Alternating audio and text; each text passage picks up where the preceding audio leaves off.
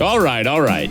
It's time for Buckeye Grove Instant Access. It's about time. With the latest breaking news, analysis, and much more from around the world of Ohio State. Brought to you by BuckeyeGrove.com and the Unscripted Ohio Podcast Network. You're so money and you don't even know it. Let's move quickly and hand it off to our host, Kevin Noon. It's time to start running!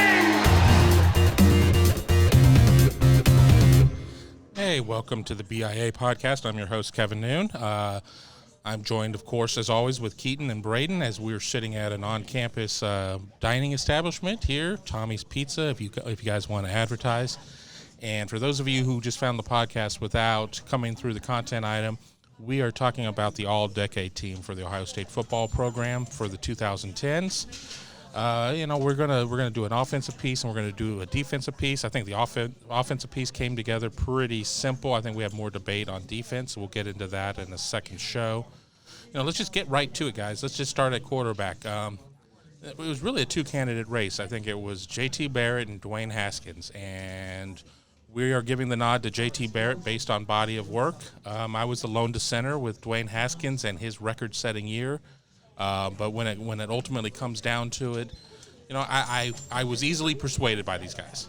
So I think, when I was looking at this entire kind of piece, my argument was that we should be looking at the body of work over the entire decade versus maybe one individual season of dominance. Because I think, undisputably, Dwayne Haskins was the best Ohio State quarterback during the 2010s and his one incredible season in 2018. But when you look at the overall body of work for J.T. Barrett, nearly 10,000 passing yards, over 100 passing touchdowns, it's hard to not say that he is the quarterback that embodies the 2010s for Ohio State.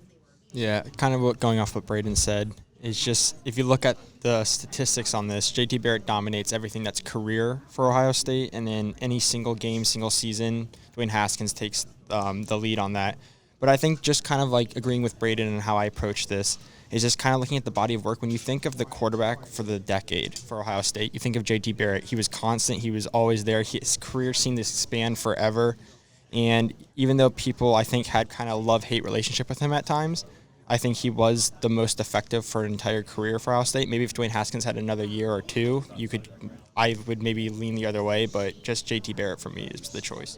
Yeah, if Dwayne Haskins had a second year, if we're talking about 10,000 passing yards and 100 touchdowns, if he would have had a similar year, he may not have been there with the passing yards, but he certainly would have been there with the touchdowns. We'll never know at this point. And Ohio State has Justin Fields, and, he very well, if I'm still doing this in another 10 years and we're doing the all-decade class of the 2020s or whatnot, with 1 year inside of that decade, it'll be interesting to see where he stands against the, potential the C.J. Strouds, the Kyle McCords, guys of that nature.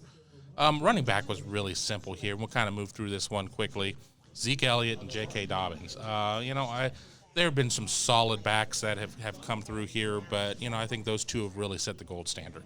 I think what even separates them even more is just how well they played in the big-time games. We think of Zeke's big stretch in the championship run, the 3 games between Wisconsin, Alabama, and then Oregon in the championship game, how well he played. And then Dobbins, the end of his career at Ohio State, people really wanted him to come back for a senior season because he would have probably broken the career rushing record at Ohio State. And just the way he finished, it looked like his trajectory was just going up exponentially. And just the way he played in that Clemson game, even playing through the injury, I think that really resonates with a lot of Ohio State fans. And the statistics for both guys is just light years beyond anybody else.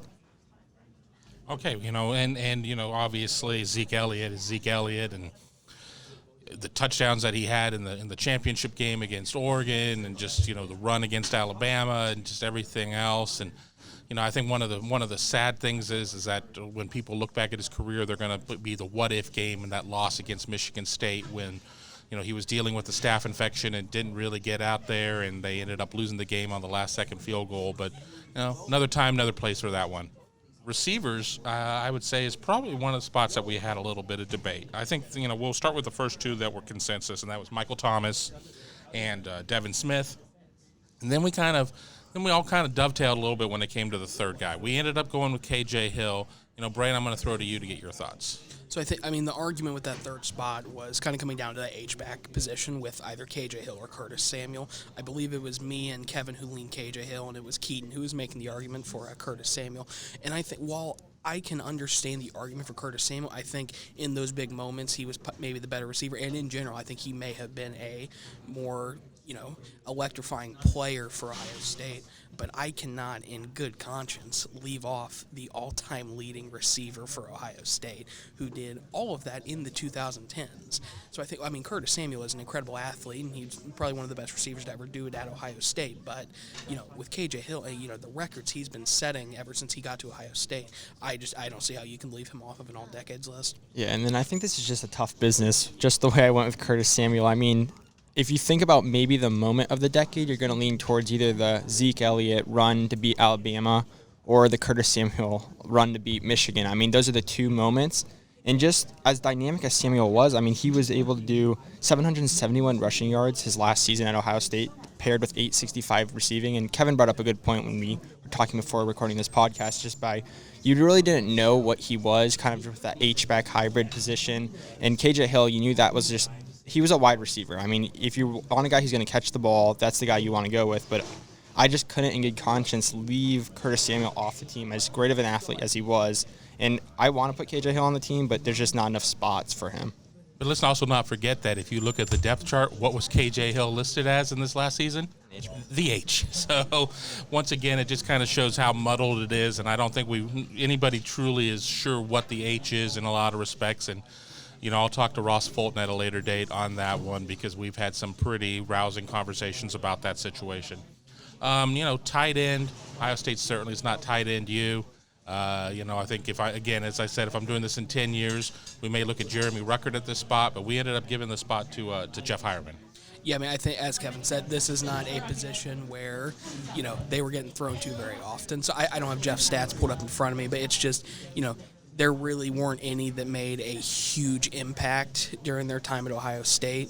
But obviously one has to end up on the list here. And as Kevin said, if Jeremy Ruckert had come in maybe a year sooner, he may have gotten the nod here, because there really just haven't been any, earth-shattering performances from any of the tight ends. Yeah, and then Hireman, 466 receiving is pretty good for an Ohio State tight end in the early part of this decade. And then the only other guy I was considering was like Nick Van Nett. But just Ohio State, like Kevin said, just really the tight end kind of gets lost as far as like great offensive statistics, so they're usually doing the dirty work for the Ohio State offense. I'll throw an older name out there too.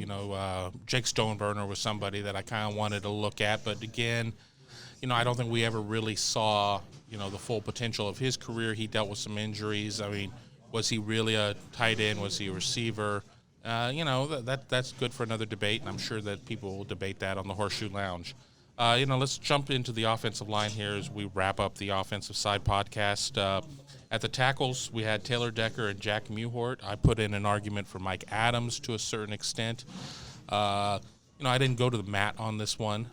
Mike Adams came in. He was a one-time number one overall prospect in the country, kind of faded toward the end of his high school career. And I think Jack Mewhort probably did more with a lower ranking than what Mike Adams was able to do coming in as kind of that five-star guy. I think either could have been there. But I personally am at peace with Jack getting that second spot.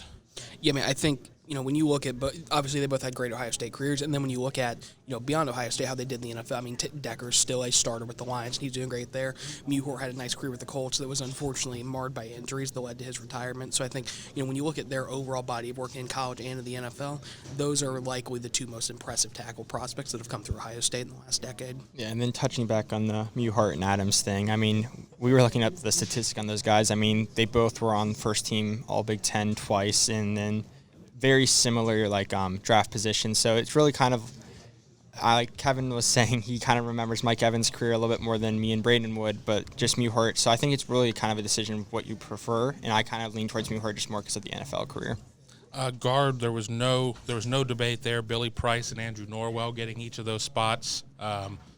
Obviously Billy Price went on and had himself a moment at center as well, not to get ahead, but, that's where you're going to find Pat Elflein at the center spot, a couple of Remington Award winners. But when it came to guard, I think Price and Norwell were no-brainers. Maybe with Michael Jordan getting honorable mention. Yeah, and like you said with Price, just the versatility there. And, that just seemed like a surefire guy for this, and there was just no debate. We all unanimously said him. And then just the first-round talent being with the Bengals still in the league. It's just Ohio State, as far as like these top guys, maybe the wide receivers don't show up as much with like Devin Smith kind of in and out of the league, but the offensive linemen usually are sticking in the league if they're elite at the Ohio State level. Yeah, I mean, it is funny when you look at, we have Price at the guard position, but, a former Remington Award trophy winner. So I think, if we had kind of a flex position on the offensive line, Price may have gone there, and then Jordan may have been that other guy at the guard position. But I think, I like who we ended up with on the inside. Like who we picked, don't like who we picked, be sure to let us know in the comments there. Join us in the Horseshoe Lounge on BuckeyeGrove.com. We're going to wrap up this offensive side. We'll do defense and special teams in the next one. But, for now, we're going to let you go and, debate it yourselves. Buckeyes have been pretty successful in the 2010s, and I think that we put together quite a team. Thanks for listening. Be sure to stay up to date with Buckeye Grove Instant Access when the news breaks or after the big game. Exclusively at BuckeyeGrove.com or anytime on SoundCloud, iTunes, Google Play, or Stitcher as part of the Unscripted Ohio Podcasts Network. Hit that subscribe button so you can stay in the know and never miss a single episode.